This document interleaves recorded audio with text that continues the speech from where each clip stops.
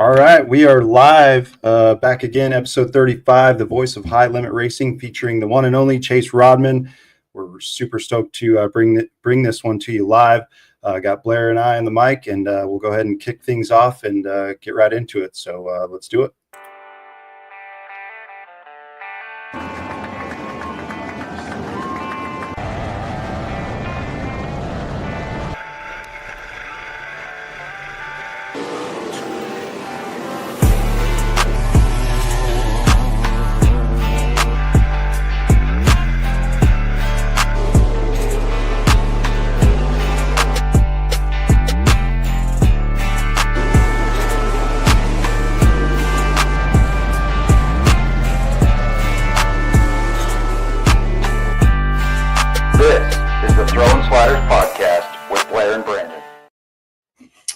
All right. Good evening, ladies and gentlemen. Background looks a little different. Coming to you live from Stony Creek, Virginia tonight. Blair's in his usual man cave room there in Colorado. But how you doing, Blair? I'm doing good, man. Excited for this one. Yes. Been waiting all week for this one, even with the 13 hours of travel today. So without further ado, we know you don't want to talk to Blair and I tonight. We want to talk to Mr. Raudman tonight. So we'll let you guys get on and get this thing going. But talk all things high limit, how Chase got into the role that he's in. Obviously has a storied background before high limit that I actually learned about doing some research on Chase. So we're going to get into all that and more. So without further ado, go ahead and play our presenting partner ad, Racing Rowdy Ranch. If you haven't yet, go check them out, racingrowdyranch.com. Get yourself a hat. Blair and I will be picking business up here soon. Things have kind of calmed down, so we'll be looking for new merch on the website. So without further ado, play that ad and get Chase into the show. Here we go. Racing Rowdy Ranch was created with one person, one adjective, and one place in mind: the blue-collar racer and the crew behind the scenes. A word that can describe these racers and crews and how they live. Finally, a place where the straightaways and turns are these racers' pastures and hills, all bordered by concrete walls that could share more than their fair share of memories, even after several coats of paint. We are racing. We live rowdy and we long to be at the ranch, riding for the brand. An apparel company designed to showcase just that, push the limits every day, and be proud of who we are. Visit racingrowdyranch.com now to order yours today. Saddle up, strap in, and live rowdy. Proud presenting partner of Scrubbin' Tires Media and the Throwin Sliders podcast. All right. And there he is, Mr. Chase Raudman. Welcome to the show, buddy. Yeah, thanks for having me on, guys. Sorry, my headphones got all tangled up there. Didn't want to have those tangled up in this entire show, but thanks for having me on. Appreciate it. Yeah, absolutely. So we were talking in the pre-show a little bit. Where are you joining us from tonight with your circus of a schedule there? Yeah, we are in the Comfort Suites right now. It's not a very nice Comfort Suites, but the internet also not very good. So hopefully that doesn't affect the show at all. Good. But we're in Allentown, Pennsylvania right now, getting ready for Grandview Speedway tomorrow for the midweek series event. The weather looks good, which has been rare for us this year. Yes. I think we've rained out 8 or 9 races so far. So hopefully we can get another one in. And then we got a big weekend coming up at Port Royal too. So just been on the road. I went home for like one night when we were supposed to race at Fremont. I was home for one night, but it seems like I've been gone for like 3 weeks now. So this is the busiest part of the schedule for us. So it's been pretty crazy. No doubt. Yeah, I have that on my notes here a little bit later in the show to talk about all the rainouts and so forth. So you live in Ohio, is that? Yeah. I live in Ohio now. I've lived there probably for maybe 1.5 years, 2 years now. Okay. But originally from California, I lived there up until I moved to Ohio. So California, born and raised, but now living in Ohio, where I'm a lot closer to a lot more sprint car racing, and it makes it a lot easier on the traveling for this job. So, no doubt. All right, well, let's get into it, Blair. I'll kick it to you for we want to kind of go through Chase's, how you got to where you are. You've had a lot of different jobs, worn a lot of different hats, which are all badass, but we want to kind of talk about every single one of them before we get into the current realm of what you're doing. Yeah, so I guess leading off, Chase, a little bit of your background. I actually was doing a little bit of research. We have kind of a similar path as far as schooling and stuff. It says you went to Chico on a mass comm, but you went to the broadcasting side. So obviously you must have had some motorsports background. I saw that you've been involved, and you talked with Brandon a little bit, even the QRC carts. How far does that go back? And then also into the broadcast journalism, were you always planning on combining those two things? Or how did that come about?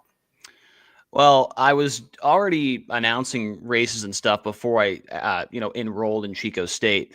And I think like the only way, like the only thing that they had there that was like even, in my realm of announcing or broadcasting was that broadcast journalism, mass comm, all that stuff.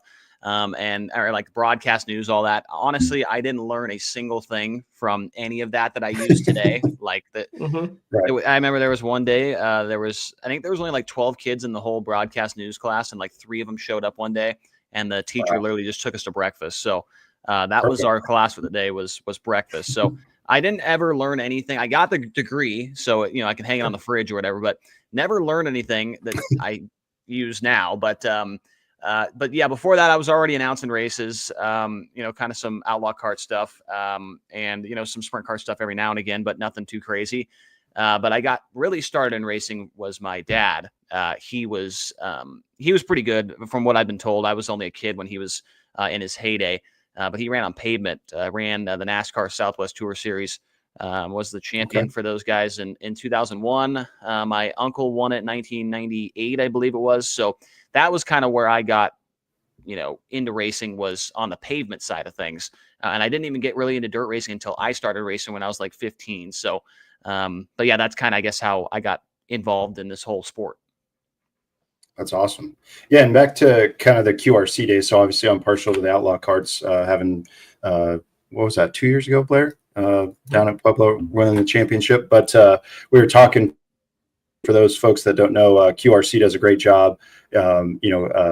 Elledge over there and everybody in that whole thing, you can literally hit him up and he'll give you anything you need. Tanner Holmes, we talked about him in the pre-show, what a great guy he is. But Mr. Chase, if you go on to QRC's YouTube page, like me, when you get one, you're trying to tinker with it, build one and do all that. Chase is actually holding the camera behind the scenes for those videos to show you how to do, basically assemble the whole cart. So it's very cool, a small world. But so how were you kind of in that same realm of like growing up with like Rico and them when they were starting out, or was that still a little bit too soon?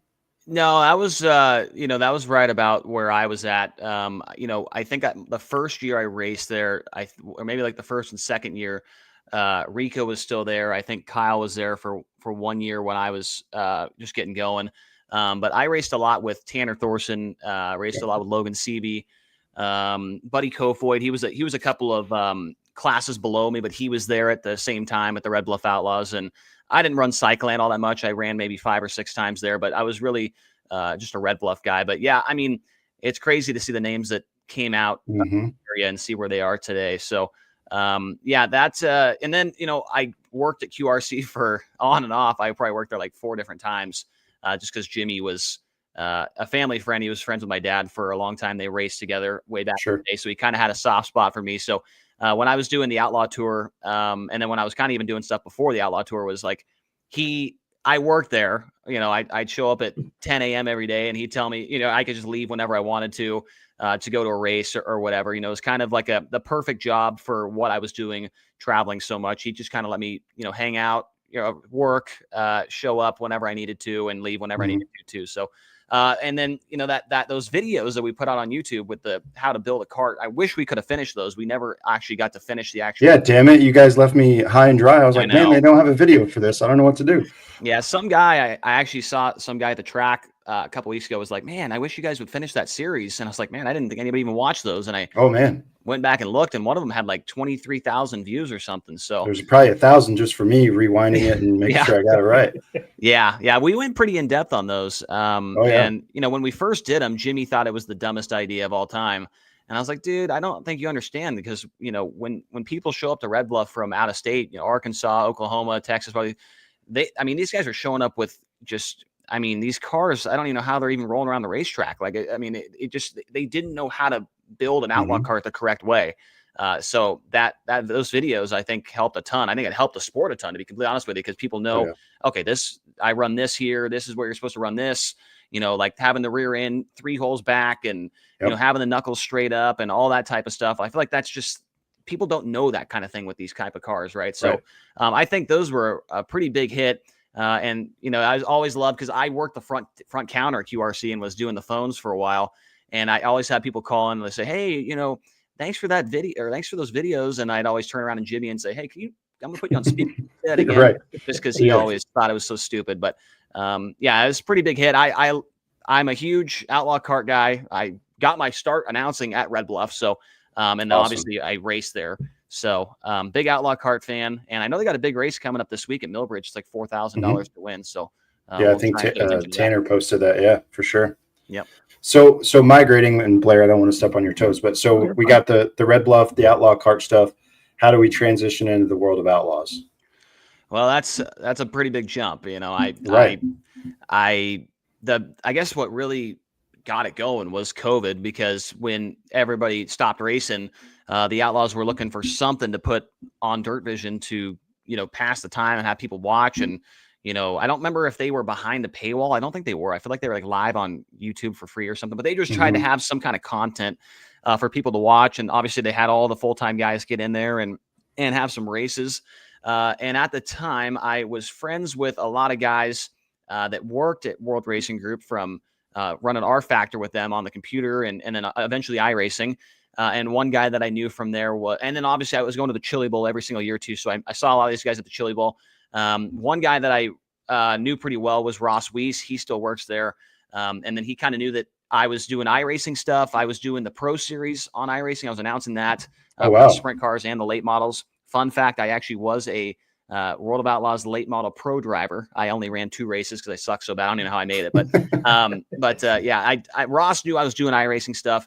And then he kind of, I'm trying to remember, I think they had somebody announcing with Johnny the first couple of races, because Johnny didn't really know what was going on. He never announced a race from a screen, and he wasn't he wasn't able to look around and look in turn one and see what's going on. He's stuck on the screen. He's showing what just the producer of the show is doing. So they had a different guy in there announcing with him, and it didn't go very well. They didn't really like what they were hearing.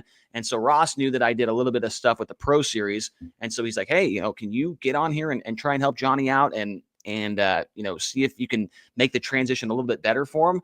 And so I did, and I don't remember the first race I did, maybe like Williams Grove or something, but like it was like a really good race, and me and Johnny kind of had a good little back and forth going on. And so I did like maybe 7 or 8 more races, maybe more than that. Honestly, it kind of been more than that. But then later on in 2020, when everything got back going, I was in Indiana. I was working for Fast 4 Media, who does all the Red Bluff Outlaws stuff, the live streaming. We were at Circus City Speedway in Indiana doing a micro race. And we raced on a Thursday, a Friday, Saturday, and then the Outlaws were running Terre Haute, Indiana on Sunday. And then, I was just kind of watching Dirt Vision, just watching the Outlaws, because like that's what you're supposed to do. Watch the Outlaws, why not? Right. And I noticed that they had a different pit reporter, it seemed like every single race. They never had one person that was the pit reporter every single race, a familiar face on the screen. And so I knew that we were in the same state, and I texted Brian Dunlap, who is kind of the head guy over there at Dirt Vision, and I had gotten to know him not only from the Chili Bowl, but from the iRacing stuff like that too. So I said, hey, I noticed you guys don't have a pit reporter for this last race. Do you guys have one for Terre Haute? I'm in the area. I can get a ride over there and make it happen. And he said, yeah, why not? Let's give it a try. And so then I want to say I made a couple more phone calls. Max Adams, a good friend of mine, he runs non-wing sprint cars in Indiana. He moved there from California. He was going, and it was like a 4-hour drive or something. I got in the car with him. He took me there. I showed up at like 3 p.m. They gave me this goofy looking shirt and a hat and stuff. And, that was it. They said, go have fun out there. Right. And I had never done anything. I'd done a little bit of pit reporting here and there, but like nothing like this, like on Dirt Vision, the Outlaws, all these guys. And, they put me on screen, and I looked like I didn't know what I was doing. I was looking over here, the camera's over here, but I'm looking over here, and I wasn't looking at the screen or on the camera or anything like that.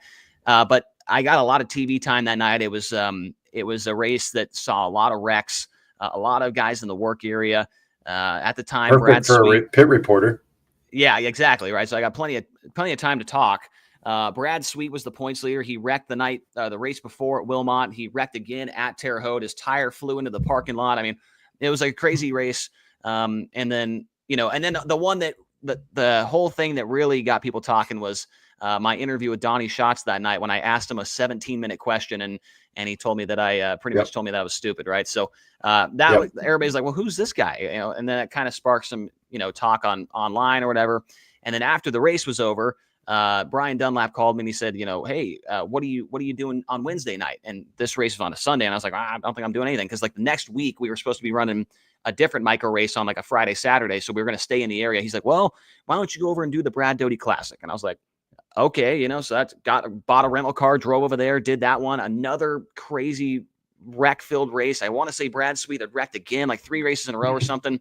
Just a lot of TV time those first 2 races. And then after that one, he called me and said, hey, what are you doing next week? And I said, nothing. He's like, well, you want to go to Williams Grove and do, I don't remember, the Summer Nationals maybe or something, but you want to go to Williams Grove? I'm like, I mean, sure, I got nothing else going on. You know, I just called Jimmy and said, hey, Jimmy, I'm out of here again, man. Sorry. So find somebody else to answer. I'll be back next month.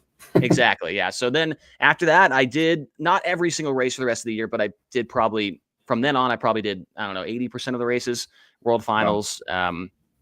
I don't remember what else, but there were a lot of races. And then the year after that, they asked me if I wanted to do it full time. So I guess that's kind of the transition from doing basically go-karts to the Outlaws.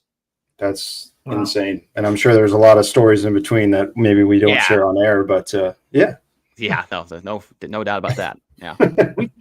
It's funny. We find that with a lot of guys too, is, you know, obviously the way you've looked at it is just say yes to things, you know, the opportunities that present themselves. I mean, I know my whole life has seemed to turn into that, even down to this podcast, and whether it be race cars or anything in the industry. And then when you make the contacts, it's just funny how far you can go. But I think so many people are just afraid to really step in and take that chance the first time. So it's really those personalities that seem to rise. And obviously it's gotten you to where you are now. You're the big dog, the head honcho at High Limit. So, I mean, what a cool way to get there.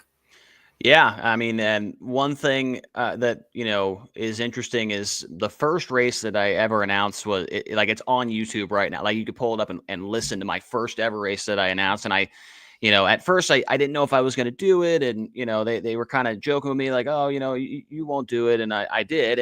And if you watch it, I sound like I don't know what I'm doing. It was like the worst thing ever. But I think that's pretty, like, I don't know how many announcers can say that their first ever race is you know, available to listen to on YouTube. Right. So, but yeah, to think about that, which doesn't feel like all that long ago, but it was like, I want to say 11 years ago now, 2014 or 15 or something. So it's definitely been a while. So I got that sparked a question on mine. So like doing the podcast now for, you know, 5 years, whatever it is. And I've obviously not as good as you, but we try to, in the off season, we try to broadcast some iRaces and stuff on our channel and whatnot. And I hate hearing my voice like played back over. Do you share that, or do you actually go back and like critique yourself? Cause I literally don't listen to anything that I can hear my voice on, cause I hate it.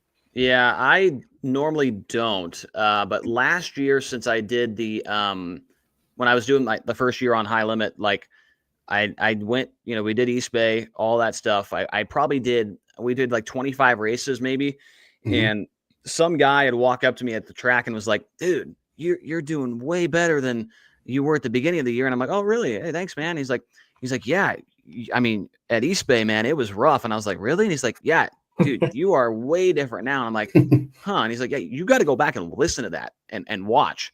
And so then I was like, okay, I guess I'll go back and watch. And it was like, I compared East Bay to the last race and I was like, okay, yeah, like I definitely, I mean, but that's to be expected, right? I mean, you're not going to come in there and light the world on fire, right? But I would say, like, I don't enjoy listening to myself call a race, especially when it's a bad one or if I say something stupid or whatever. But I feel like at the same time, like you kind of got to listen to see where you can get better at. And so, yeah, I'd say it's like, I don't like it, but I feel like you kind of have to see what kind of improvements you can make to your call or, you know, like the one thing that I struggled with for the first part of the year last year was just trying to carry the show and like not, I don't know really to explain it, but like just try and carry the show along. And so it's not like kind of awkward in between, you know, qualifying and hot laps or qualifying and heat races and all that stuff. Right. So that was a big thing to transition to with. And then the other thing that I struggled with was just multitasking. I feel like there was 25 things going on at the same time when you're trying to call one of these races. So playing the music, doing the lineups, the sponsors, the stats, all the different stuff that's going on. It's a lot to trying to juggle. But now after doing it for a year now, I've kind of settled in a little bit, and I'm not so overwhelmed with different things that have to go on all at the same time. Yeah. And 2 points to that. I think, listening to you and Tony's camaraderie and your partnership there, you guys just bounce and feed so much off of each other. And that's cool to see, because if you're, not to say stumbling or running out of something, you can boom, pass to Tony and he'll pick you up and vice versa.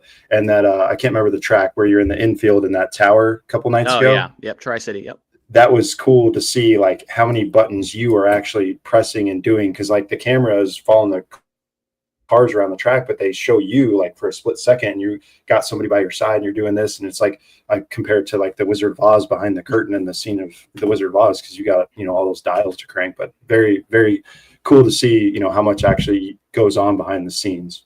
Oh yeah, it's a lot. And then, you got people talking in your ear, whether that's the producer back in the flow truck or Mike Hess is yelling at me, telling me that I suck. And well, he doesn't do that, but telling me that, whatever, Mike Hess always yelling at me, but yeah, I mean, it's a lot going on. And then, kind of going back to what you said about Tony and I, I think we do have a pretty good deal going on.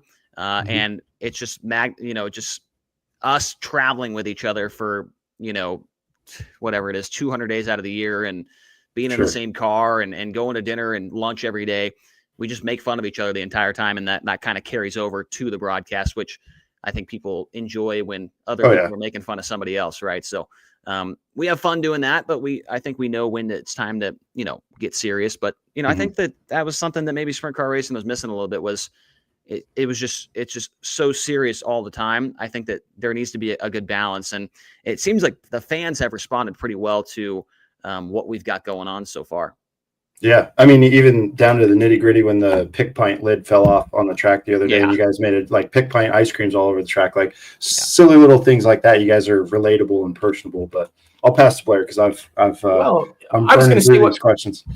I never really, obviously I've been focused, generally you focus on the racing, but even in downtime when you guys had it's like a waxing sponsor or something, hair removal last year.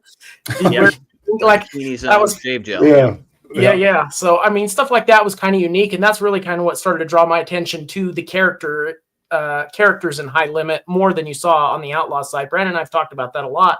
Outlaw being the old guard, it seems like that you guys have been innovative in some of the stuff you're doing.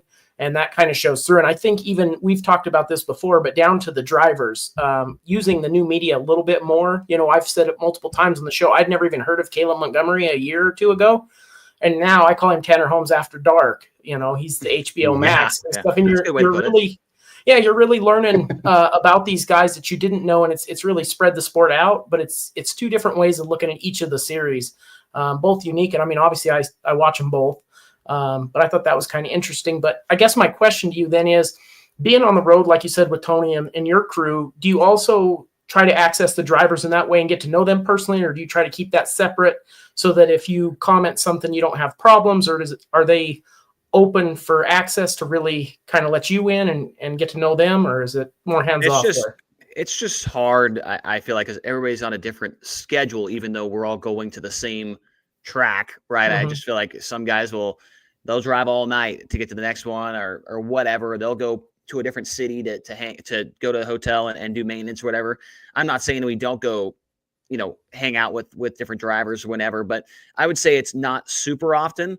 But at the racetrack, we always are walking through the pits and just kind of BSing back and forth at everybody. But you mentioned the Caleb Montgomery thing. You didn't even know who he was. And I'm sure that interview at Central Arizona, a lot of people maybe became a Caleb Montgomery fan there. But, that's kind of funny you mentioned that, because, another guy that people are still learning a little bit more and more about is Danny Sams. And I was talking to Danny Sams a lot last year before he, made the announcement that he was going to be coming to High Limit. He was on the fence about which way he wanted to go. And one of his big things was, we've got this family-owned operation, right? It's my mom, my dad, and me, and we're going up and down the road. And I want to go to the series that's going to best showcase that side of our race team.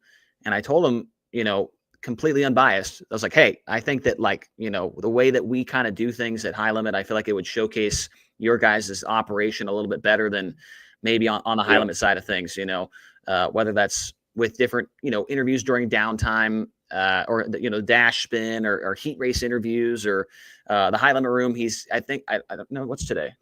So tomorrow we've got Danny Sam's interview on the high limit room podcast. So, it's just, just trying to be a little more like get to know the drivers a little bit more. And that's the other thing with the Outlaws, like all the guys on the Outlaw Tour, not all of them, but for the last, you got those first 8 guys in points or whatever.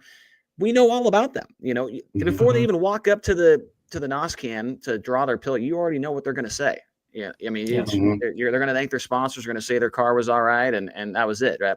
I just think that high limit, it's got different drivers that haven't been on the national tour for very long, besides, like a Brad Sweet or, a Spencer Baston or what have you, so it's just a different cast of characters that I think people don't know very well. And I think that it kind of grabs their attention a little bit more than seeing that, these same guys you've seen on the Outlaw Tour for the last 10 years. Yeah. And to that point, when you guys, I think it was last week sometime, when the Fastest Chicken's engine, whatever happened there. And I was like, you guys spotlighted like, hey, it's just him, his father, whatever it is. And then all these other guys start helping. It's cool that you guys go that granular into like, because very easily you could be like, oh, well, he's done. Maybe we'll see him in the feature, maybe not. But you guys like follow him and show the work being done and everybody collaborating to do that. Yeah, that was a pretty cool story that Tony had figured out. There was with those other guys that weren't even on the team, that were at the track that night. A guy that races at Ransom or races somewhere in New York. I don't remember his name, but he was a sprint car racer that saw that they needed help, and him and his 2 buddies jumped in there and started helping change the engine on Chase Randall's car. I thought that was a really good story by Tony. And the other one that I thought was interesting the other night was the Jordan Poirier guy that drove 17 hours to Knoxville, Iowa to pick up an engine, and drove all the way back 17 hours just to get his stuff ready for that little swing between the Outlaws and high limit coming through his area. So, it's just small stories like that, kind of bridge that gap between, the drivers and fans, and getting to know them a little bit better. Even guys that don't run with us all the time, like a Jordan Poirier or like a Caleb Montgomery or, whatever. So, we've had fun doing that. And I think we plan on continuing to do that as well throughout the rest of the year. That's awesome. Very cool. Blair, I'll pass back to you. I got 50 more questions. So, well, I think on the whole nature, and it's a little bit different because obviously now I'm into the sprint cars, but I kind of followed the same path as my dad raced asphalt super late models. So I never really paid attention to dirt, and we're kind of in between. Like Kansas has sprint cars. Everything out here is 360 pretty much. So, I can drive 6 hours in any direction and hit tracks all over, but there's no 410 stuff. So I didn't pay as close of attention to Outlaws or any of that back in the day. It just wasn't on around here. I mean, unless you caught it on Speed Network. It seems to me, and obviously we're in it now, so that the sprint car racing has grown astronomically within the last couple of years. I mean, obviously you're in it too, so it's what you do, it's your life. But do you feel like beyond just our scope of people and groups that it's really making a broader reach to this point, or is that just kind of because we're in the bubble? I mean, it feels like the crowds are huge, and I attribute a lot of that to Larson. I mean, that seemed to be 2020 around then, but now it seems like people are actually starting to learn guys' names that aren't just your top 3, top 4, Does it feel that way to you? Great point. Yeah, no, I say it all the time, man. I've probably said this like 30 times. That I feel like if you looked at a graph of sprint car racing popularity, I mean, it's got to be like at a 45-degree angle upwards, right? I just feel like the popularity of what's going on right now it's at I don't want to say all-time high, because I wasn't around but I wasn't paying attention in 2001, 2002, when the PS2 game came out and they had 20 full-time Outlaws, and it was all, it was Mark Kinzer and Steve Kinzer and all these guys. Like, I want to say maybe that was the heyday, but I wasn't there, so I don't know. But like, I just feel like I feel like it's at an all-time high of popularity from what I have personally been around for. And I think a big part of that is definitely Kyle. Kyle's, the best driver on the planet, in my opinion. I think that having Christopher come back, he's racing with us tomorrow. Even though he's not gonna race as much as Kyle does, but guys like that. I mean, people hate him, but Ty Gibbs coming over from NASCAR and running a sprint car and struggling in the sprint car. I mean, we weren't expecting to come and light the world on fire. Like, I think when you see stuff like that, people from the other side are like, wow, this stuff must be pretty tough if he's not making shows or whatever, but I think it is at an all-time high in popularity. Flow racing, I think, is a huge part of it because it's affordable, and I don't know how to explain it. It just seems like it's way more practical to have a Yeah. flow account because there's just so many different things you can do with it, whether it's Every night of the week. yeah, well, I mean, even outside the racing. I mean, it's like Yeah. there's hockey and there's cheerleading and there's bowling and there's marching band and all. I mean, all kinds of stuff, right? I knew people that before High Limit was even a thing, like they already had a flow account because they had it for wrestling or they had it for something else, and now they already have the flow account, so they can just use it for racing, right? It just seems like the aspect of flow has made it way bigger, at least in my opinion. And so, I mean, and then the High Limit schedule, I think, is helping too, right? I mean, going to Texas, going to Las Vegas, the Lakeside race with Kansas in there as the Kansas Speedway race. Dude, I mean, I can sit there in the tower and look down and I can be like, okay, that's that guy's first time at a sprint car. That guy has never been here before. He has no idea what's going on. You know, you can tell that these people are coming and watching for the first time. No doubt about it. And I don't know how you can't go to a sprint car race and watch, be like, wow, how is this not like the number one form of motorsport in the entire world? I mean, these guys they're crazy out there, man. So, I think 100%. It's super, super popular. And I think what Kyle's doing with what Flo's doing with the docu series and then this franchise thing coming out later on with all the money that's coming in. And I just don't see how it can get. I don't see how it's going to be less popular. That's for sure. Sure. Right. No, absolutely. And to that point, Blair and I were actually last week, we were sitting here on the podcast watching the race that you were calling, and that last 1,000 feet with Rico past Peck. I'm like, where else are you going to find that on a Monday night?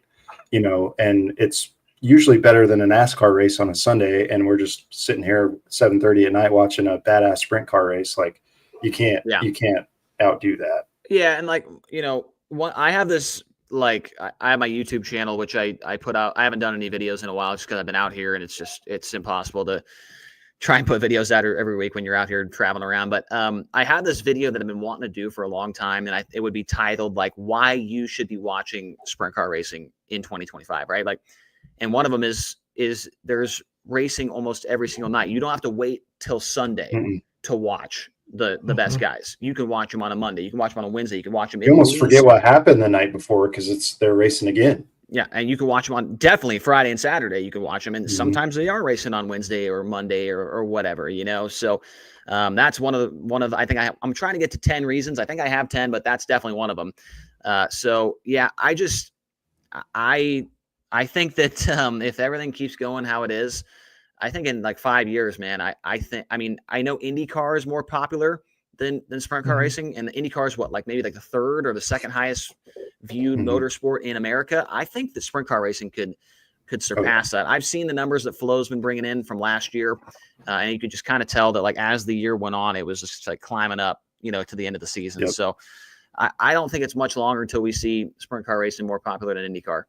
Yeah. Well, and I think to that point also, I'm a huge Corey Day fan, and I think him, not being as, obviously experienced, but he's technically on that same trend as a Kyle Larson, right? But he's getting into the NASCAR world too. So the folks over there that, to your point, have never watched a sprint car race, they're seeing Corey Day, who's this kid, and then he's doing well in the trucks Xfinity, and then he hops in a sprint car on a Wednesday night, and they're like, oh, and then they come over similar to a Texas Motor Speedway or Kansas, where you can just walk over to the track. And I think Corey Day is kind of that next push or that next wave to help sprint car get to that next level. Yeah, absolutely. I mean, he's exciting to watch in the sprint car. That's for sure. I don't watch a ton of NASCAR, but I don't think he's been doing very well on that side. And I mean, it's not going to, for some guys, I feel like it doesn't click instantly like a Kyle Larson or a Bell or whatever, but I hope part of me wants him to do well because of the things you just said. And part of me doesn't want him to do well because I want him to come back here. Agree. And I think that he could be the Sheldon of High Limit racing. They have the same driving style. They have that cool guy attitude, right? That I feel like kind of appeals to the younger crowd. So I think that in the perfect world, we'd have Corey Day full-time High Limit again. But I mean, kudos to him, man. He earned it, man. Yeah. He had a great 2024 and turned a lot of heads. And, I hope that things get going for him in the NASCAR side of thing, because I think he is extremely talented. And I think that if he does make it to the Cup deal, there's no doubt in my mind that he's going to come back and do kind of what Kyle's doing, that same type of schedule, and just continue to grow this sport. Yeah, and when they made that announcement with HMS, we posted on the page, don't forget where you came from, Corey. We still want to watch you in a sprint car, because that would be a bummer if he didn't. But yeah, I think he'll be back. Well, and when we talked to the older guard, like when we talked to Sammy, his whole goal in sprint car racing was to try to make it to what was considered a higher series at the time. To me, now when I look at it, when I was a kid, that was the same thing. Like, you wanted to be, if you were going to race, you wanted to race NASCAR. I mean, that was just where everything's at. Now I feel like my whole perspective had changed once I got around the sprint cars of, like, if you could run a full-time schedule on high limit, for one, you can make a living doing it if you can stick, be competitive. And two, it's like, that to me has gotten so much more to see that the driver talent, it's not a lesser series. It's just different, and it's not as corporate. So of course the contracts aren't as big, but I feel like there's a reversion kind of to the mean with this type of racing, is that as you are seeing that growth now, guys, it's like, okay, I can stay here and make a living, and it's badass. Because when I talked to all the guys, full disclosure, I'd only watched one sprint car race in person before I bought it, because that's all it took. Yeah, so I mean, we just didn't have it around here very much. I went and saw one, and I was like, this is what I'm supposed to be doing. So I sold my asphalt stuff, started in the Lightning Sprint, and then jumped up. And it was like, this is where I'll be forever now, because for one, what excited me was all my buddies on asphalt, not all of them, but a lot of guys that I talked to that were high-level raced NASCAR from, the lower series, they were like, I don't want to get in a sprint car. I've got kids and shit now, and I was like, well, that's badass. I've always wanted to do that. When I was a kid, I wanted to be a bull rider, stuff like all that kind of stuff. And I'm like, this is the stuff that makes other guys' stomachs turn, because it's dangerous. It's like Indy and sprint cars, I feel like, are the last place you can really die, or something really bad can happen. And that feeling is like, it's an addiction. So I think if more people see that, and now with NASCAR being watered down, it feels like they need horsepower. I can't watch it. And it's so long. Sprint car is, when they throw the green, that's it. It's on. You're not saving shit. It's time to go. That's another one of my reasons for that video I was telling you about, is you don't have to sit there for 4 hours and take 2 naps, right. I mean, it's the best time to take a nap. Yeah. Especially when with high limit, what we're trying to do is get more into that time slot of like an NHL game or like an NBA game, right? 2.5 hours, 3 hours. And you guys are bang, bang, bang. We talk about it all the time. Yeah. We're trying to get the show in. I mean, sometimes shit happens, man. I mean, there's sometimes you just can't, a big wreck or, the track condition. Lakeside took rubber in the heat races. You got to fix it. I mean, there's nights where it's not going to work, but man, I felt like last year we had so many races where we were done before 9:30, like 10, 12 races in a row. And we had a lot of really good races.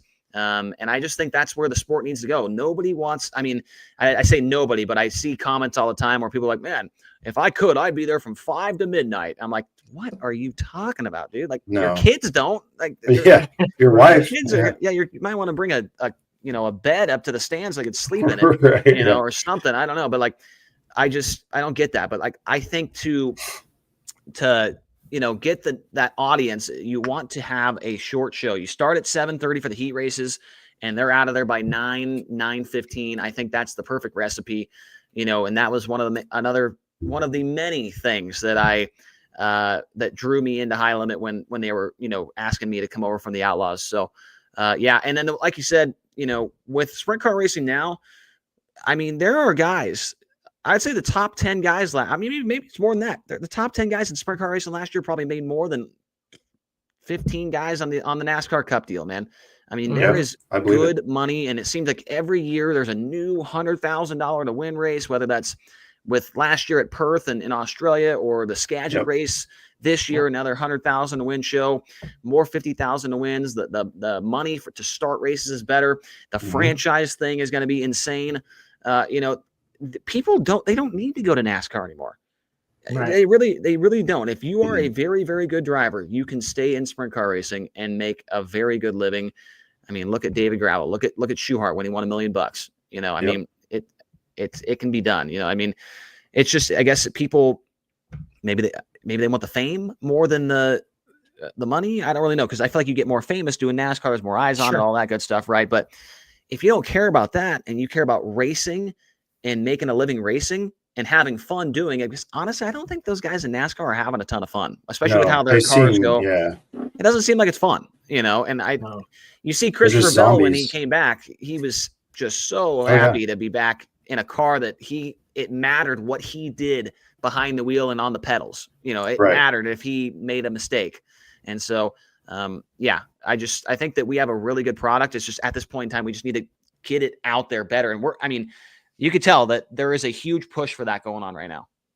Yeah. Oh yeah. I mean, how many podcasts are there that you guys got? Obviously the Dirt documentary, it's coming. It's just, I feel like the demographics, we got to get those, we call them tweens, whatever, from the F1 side, because they think it's cool or whatever. But as soon as they see, to our point, they watch it on TV or go to a high limit race, they're going to be like, whoa, this is way cooler. And like in your face, like getting, dirt and gravel shot at you through the fence and stuff. Like, I don't know. I feel like, the couple of high limit races that I've been to, your guys' access to get to the Kyle Larsons is just like, you can just walk in by the pit pass and boom, you're there. Like, whereas an F1 or a NASCAR race, you got to know somebody that knows somebody. And that's the only way you're going to get around them. Yeah, that's a great point. I was talking to, we had at Texas Motor Speedway dirt track, we had a fan fest there. And Ty Gibbs came up and was our interview for the fan fest. And I was talking to him off the microphone before we came back live. And I was like, I was talking to Dason Persley because I didn't know Ty Gibbs. I knew he was, right, but I didn't know him. And so I was kind of talking to Dason a little bit about what I should ask him and, how is he, blah, blah, blah. And one of Dason's things was he just, in the NASCAR stuff, he gets out of the car and there's 48 cameras in his face and they all got microphones and they're all some stupid questions, right? One of Ty's favorite things with the dirt thing is he gets out of the car and he can just kind of stand there by the car and BS with Chad and say, hey, I'm a little bit tight here and blah, blah. Like he doesn't need to worry about all the press coming in and doing all this crazy stuff. But back to what you kind of said was like, I told him during that off the mic thing, I was like, man, it seems like in NASCAR, you got to have an FBI clearance to get down there as a fan to see and even when you do that, I mean, there's a rope and a freaking bodyguard there and all this stuff. In dirt racing, you pay $45 for a pit pass and you could literally go over there and touch the race car. Yeah, I mean, literally. Don't do it. If you are into if you are into being close to the driver and talking to him and getting a picture with him, and I mean, I think that's why you see all this giant line at Kyle Larson's sprint car at every race because they can't do that at a NASCAR race. No. They can't do that. Yeah. And 2 years ago, we actually went to that Texas the first time back in however many 10 years or whatever. And my buddy Ethan, I'm going to call him out. Hopefully he's watching, but he had never been to a 410 sprint car race. So we're walking down, we see Freddie Kraft, we see everybody. And I'm like, oh, you want to go take a picture with Kyle Larson? He looks at me. I was like, he's standing right there. And we walk up and he's like, what? And like Casey Kane, all these people that he recognized from the NASCAR world. He's like, what is going on? I was like, dude, this is just sprint car racing. This is not, prima donna, NASCAR stuff where they have bodyguards and stuff. It's just better. So we grew a fan that night in high limit and, so it's cool to see that. We've grown a lot of fans. Especially at Vegas and Texas, man. I mean, you could just tell. I mean, the giveaway, the telltale sign is when you do the 4 wide and then people, they don't just sit, they keep standing up. They don't sit down. Yep. Like they're standing up for the whole race, and I have to tell them, "Hey guys, make sure you sit down." I was going to say, they don't know. They stand up for NASCAR races. That's we don't do that over here, Right. Good stuff. Well, I know we're almost at time. We know you got a big day tomorrow. I feel like we got to get you back on. We didn't even scratch the surface with you, but Blair, I don't know if you had any closing questions that you were just dying to ask him. I have a bunch, but I know he's got a job to do tomorrow. So. Yeah, no, I mean, I could go on all night, but I think, as far as what you guys are doing too, just kind of a side note on what we were talking about is if a lot of people knew, there was a graphic probably about 5 or 6 years ago, and I've probably shared it 10 or 12 times because it actually shows a comparison. It's got a Formula One car on one side of the picture. It's just a graphic. And then it's got a 410 sprint car. I mean, the horsepower to weight, because everybody just assumes, oh, this is a $20 million car, and granted, I mean, the technology and everything in them. So you take all that money and all that power and everything, and then you take a 410 sprint car and the downforce and everything else, and it's just amazing. Like the more people see stuff like that, it's just amazing. It's like, well, this car actually makes more horsepower, more downforce. It's just we're doing it in a different way. And so it blows people's mind. That's why I even put up a graphic like my 360 is basically what a 2-seater electric golf cart is, except you give them about 800 horsepower. It's just that blows people's mind. It's like your Polaris Razor is not fast. Like they're like, is it like my Razor? I'm like, no, you got to go see it. It's just, they don't understand. Nobody knows.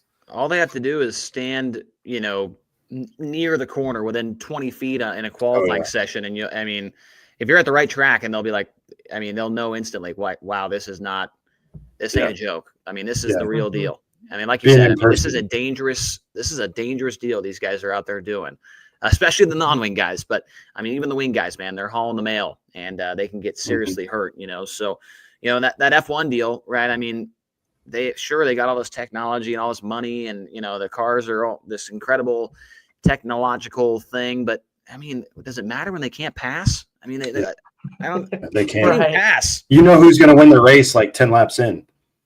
Whereas you got more Rico than in a high limit car. Yeah, qualifying too. But then you fast forward to high limit, and Rico's coming out of turn 4, hauling the mail, and passes Peck within 10 feet. I mean, it's apples to oranges. But hopefully that crowd. And we have snoozer races every now and again, but I mean, I would say more often than not, we have passing going on, a battle for the lead, something. I mean, it's not like every single race, it's just a single file line of just a parade, like race to catch lap traffic, and that's when the race starts. Yeah. Good stuff. Well, I had two questions for you.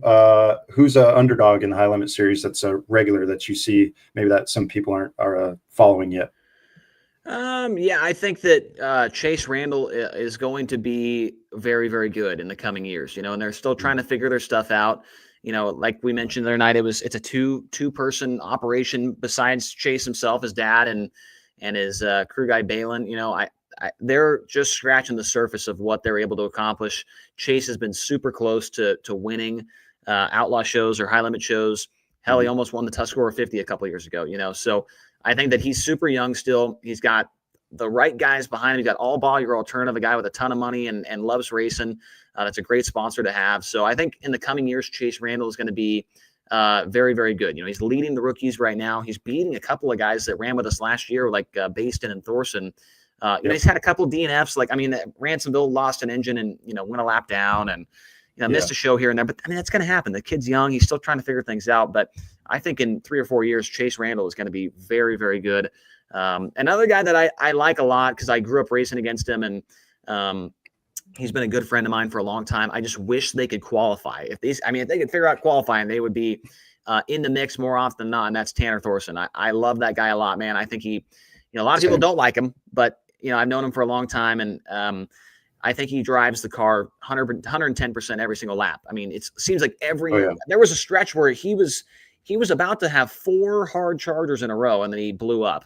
The guy passes a ton of cars. I just wish they could qualify, and then people can really see his talent because he's always starting 18th every night. You can't win races starting 18th every night, So I'm always cheering on him. So didn't he qualify up front the other night and led 5-10 laps, and then he just kind of fell through the field. Yeah, Tri-City, he was on the front row. He led 8 laps and then ended up getting a flat tire late in the race. But that's right. I just I think a lot of people write him off for whatever reason it is because they thought he was just he's a cool dude in the pits too. He's just plain Jane, talk to you. He's cool, and I think winning the Chili Bowl really put him on the map. I feel like, but because I feel like he was another one of those guys that didn't he make a couple? Did he run in the trucks once or twice?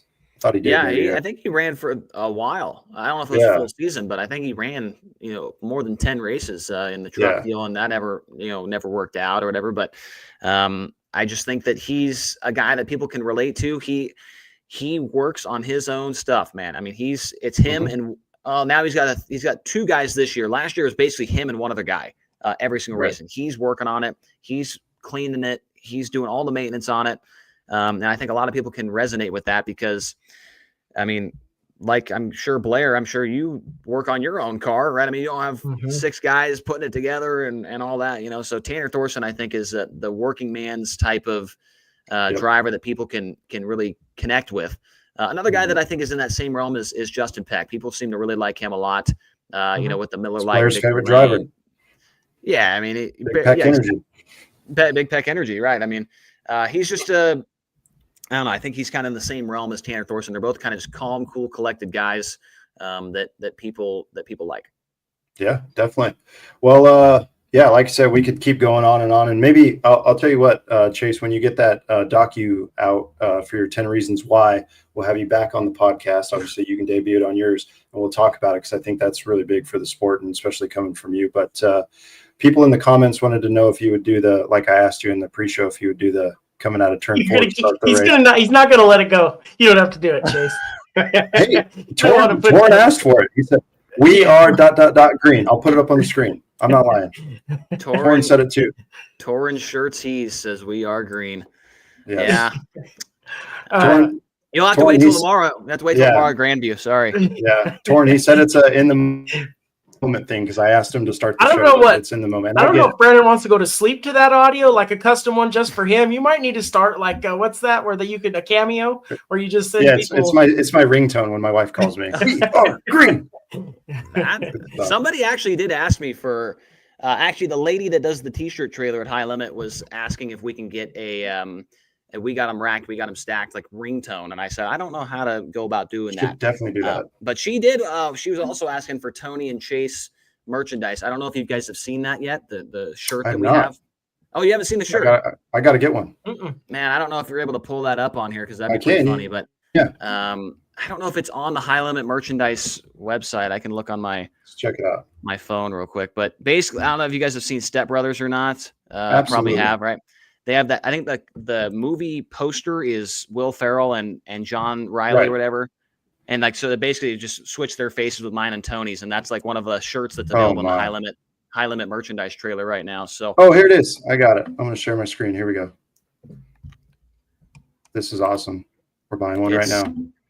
Yeah, apparently it's I think they bought like 70 of them and they're down to like 5. So I'm surprised that many people actually bought one. So that's about as many shirts as I can sell in a whole season. I couldn't believe it when they're like, they had a record amount of sales of them at Ransomville is 4. That was the most they sold in one night of that shirt. So new record. Before we get off this, do you have a girlfriend? Are you married, Chase? I'm not married, but I do have a girlfriend. Yes. Okay, I was going to ask. We've always heard of the pit lizards, but are there like mic lickers or something that you guys call them that like chase you guys around that you got to beat off with a stick? So that's why my wife goes to the races with me too. She's pit crew now, but I don't have that problem. My fans are all like, red. That's on his personal page. The mic lickers. That must only happen to Connor Wade over at the Outlaws. It hasn't happened to me. Okay. So. Yeah, you don't have to beat them off and fight them away, huh? I don't. Yeah, there it is. Look at that. There it is. Oh, that's awesome. I think on the next run we're going to fix the back. We were going between. Friends. Yeah, there was 2 options. There was that one, and then the other line from the movie was, "Your voice sounds like a combination of Fergie and Jesus." And that was, amen, brother. I would buy that one too. Let's get him up. That is awesome. Cool. So for those that don't know, highlimitracing.com and click the merchandise tab. Get you a T-shirt brought to you by Chase Raudman. That is awesome. Yeah, we might be. Well, buddy, let's see. Only small, extra large, 2X and on up. So small guys and big guys only for the moment. Okay, there we go. But that's awesome. Well, buddy, we appreciate your time tonight. We know you got a big day tomorrow, and we'll be watching and listening when that comes on. But certainly appreciate the time tonight. And you got fans all over the Midwest, Colorado. We're pushing you guys every podcast episode that we do. So appreciate everything you do and keep it up. I think you got a long career in this field. So. Hey, thanks, guys. I appreciate you having me on. And yeah, if you ever want to have me back on, just let me know. We got a still pretty busy month here going, but sometime after that, if we want to try and catch back up, then I'm down. Absolutely. So thanks for having me on. Really appreciate it. You want to tell people where they can find you, Chase? We've watched your podcast and everything too. So yeah, absolutely. My YouTube deal is the Raudman Rundown. Like I said, I haven't posted a video in like 2 weeks, but that's because I've been doing this, so it's kind of tough to make that happen. But jumping on other podcasts, that's why. yeah, we do the High Limit Room show as well. But for my YouTube stuff, we'll get back going once I get back home. Twitter Chase_Raudman2, Instagram Raudman2. I think I don't really go on Instagram. I usually just use Twitter. So at Chase_Raudman2 on there. So the YouTube though, if you want to subscribe to that, we're almost at 6,000 subscribers. So dang, all right, we'll go mash that button right now then. Awesome. Well, yeah, buddy, we'll get you on end of the season. Maybe do a little before the championship recap or something like that in your season. And like I said, Blair and I will hit you up offline and continue to grow this high limit thing. All right, guys. I appreciate it. Thanks for having me on. Right on. Yeah, take care. Time. All right. Thanks, Chase. All right. Chase Raudman, Throwin Sliders podcast. And, man, we could pretty interesting. The industry really side of things all night long. Yeah, absolutely. I don't even know what to say. I think that's a wrap on the show. Yeah, that's cool. No, that's a good time. I do like learning about all the different. We're starting to get a lot of different aspects of it. I mean, a lot of times we talk about that a lot. You know, there's a lot of the unsung heroes that make these things go. The drivers get a lot of the credit, but really make a show, you need a lot of people and some smart people to run an operation like that. So that's really cool. He came on. And he does a great job, so that makes it fun. Absolutely. Just want to throw Throwin up there one more time. I was a big fan when he, speaking of Chase, was an outlaw pit reporter. I was stoked when he took this job, and you are killing it. I could not agree more. Sorry, Throwin. I tried to get him to say it in the pre-show, but it's a in the moment thing. But maybe next time. Maybe next time, since it's towards he's not going to do it for you. He doesn't know what you're going to do with that audio. No, nothing. I'll sign an NDA. I just want to hear it. I just want to hear it. But yeah, we didn't really have much else slated for the show. I am actually going to pull up if they do have the odds out for tomorrow. Yeah, Grandview. Let's see what they got. Maybe we could do a impromptu Dirt Dollars segment. I did not have that in the schedule, but handy dandy phone would work here. I forgot to ask him what he thought of the Pothy. The Pothy? In PA, if he likes him or not. I know that's completely a hit or miss thing. So, well, I mean, shoot, like I said, we're going to have to get him back on because I mean, collectively, I think we had probably 50 questions for him. So, yeah. And when you get good talkers like him, you just go and we interject. So we'll definitely, if he's up for it, we'll definitely get him on again. Unfortunately, High Limit does not have the odds out for Grandview for tomorrow. Maybe if we find some time, Blair, Tara, and I will post our picks. Reitzel. Yeah, Reitzel and Baston. Those are the I know Aaron's going to get it done here soon. And Peck on a roll. I called that. He was one night off, right? It was the second night after that he won. But well, it was skip a day and then race, and then he won. Yep. Yeah. And I texted you and said got his redemption. I think he'd be hard pressed not to take either Rico, Peck, Reitzel's there. I don't know. Sweet's kind of been, not struggling, but third or fourth is struggling for him. Right. Yeah, I don't know who's on the entry list or whatnot, but certainly tune in. As Chase said, if you got Flow Racing subscription, if you don't, you're living under a rock. Even though Blair bums mine or YouTube, but if you don't, seriously, it's worth the investment. I don't even know how much it is. You won't notice it when they do their annual subscription. You just have to get it. Yeah, it's good stuff. So tune into Flow Racing, check out the High Limit race, pray for good weather. I wanted to ask Chase what their plan was for all the, I think he said 8 or 9 rain outs. They really can't make those up just due to logistics and stuff, but that's probably a quarter of their season rained out already. So hopefully, and then obviously the big 2-day show this upcoming weekend, Port Royal. Chase and the crew would be busy out there 2 nights in a row. So yeah, that's I don't even know what we had on the show sheet for the rest of the episode. Blair, you want to talk about what happened at El Paso? We had some midgets running.